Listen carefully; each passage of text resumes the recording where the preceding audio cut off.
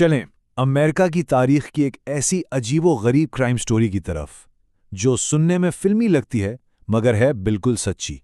एक ऐसी डकैती की दास्तान जो जितनी कह लें बड़ी थी, उतनी ही बेवकूफ़ाना भी।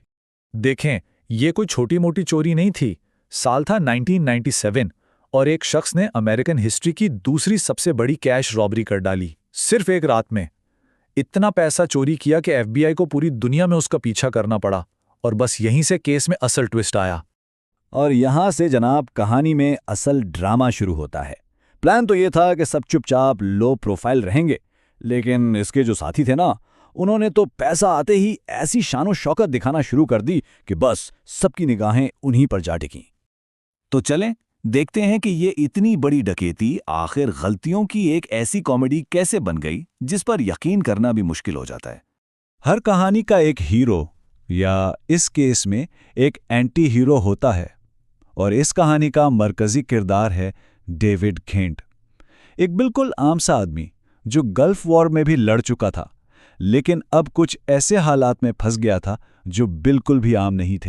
और यही तो सबसे अजीब बात थी। जरा फर्क देखें। डेविड का काम था लूमस फोर्गो के लिए लाखों करोड़ों डॉलर्स की हिफाजत करना, और बदले में उसे मिलता क्या था? सिर्फ $8 और 15 सेंट फी घंटा, और काम हफ्ते में 75 से 80 घंटे। तो एक तरफ करोड़ों डॉलर्स और दूसरी तरफ इतनी मामूली सी तनख्वाह।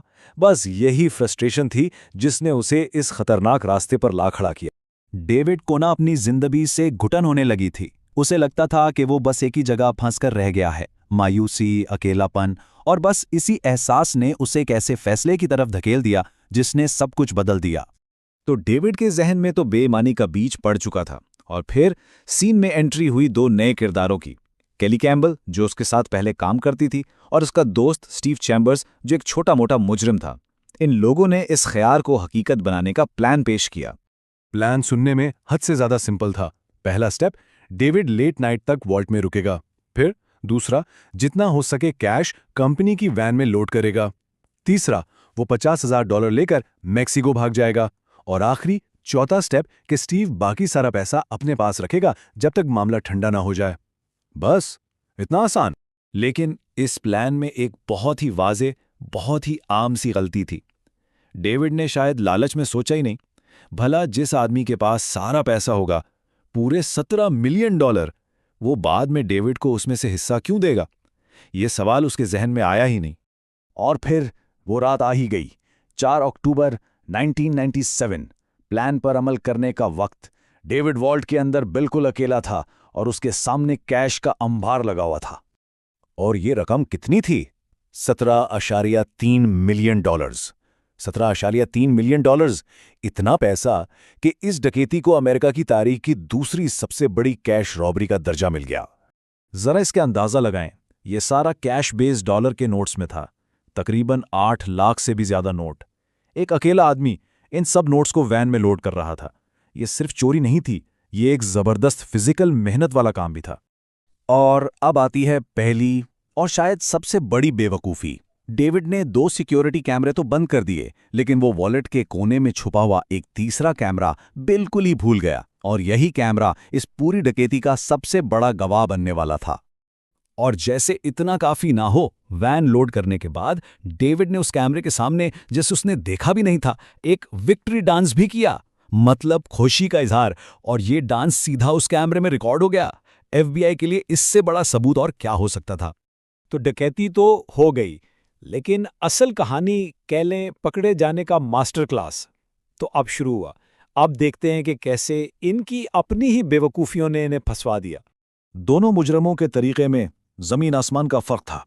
एक तरफ डेविड, वो तो प्लान के मुताबिक मेक्सिको के एक बीच रिजॉर्ट में $50,000 के साथ चुपचाप वक्त गुजार रहा था, और दूसरी तरफ थे जनाब स्टीव, अमेरिका में। उनसे तो पैसा हाथ में आते ही सबर ही नहीं हुआ। उन्होंने फौरन ऐशो रिशवत शुरू कर दी। और पैसा खर्च भी कैसे किया? एक नया महंगा आलीशान घर ले लिया, एक चमचमाती हुई नई BMW खरीद ली, और भी बहुत सी लग्जरी चीजें। और सबसे बढ़कर बैंक में जाकर बड़ी बड़ी रकमें जमा करवाने लगा, वो भी ज्यादातर $20 के नोट्स में। ऐसे में किसको शक न होता? और फिर इस कहानी का शायद सबसे बेवकूफ़ाना लम्हा आया।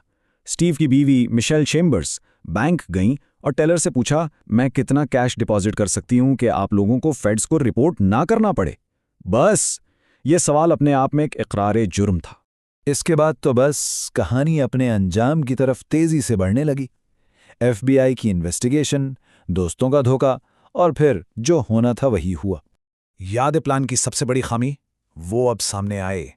FBI ने एक फोन कॉल टैप की जिसमें स्टीव चेम्बर्स मेक्सिको में डेविड गेंट को कत्ल करवाने के लिए एक हिटमैन हायर कर रहा था ताकि सारा पैसा उसका हो जाए। FBI को बस इसी का इंतजार था। नतीजा क्या निकला? कानून ने अपना काम किया, डेविड गेंट को 7 साल की सजा हुई और जो मास्टरमाइंड बन रहा था स्टीव चैम्बर्स, उसे 11 साल के लिए जेल भेज दिया गया।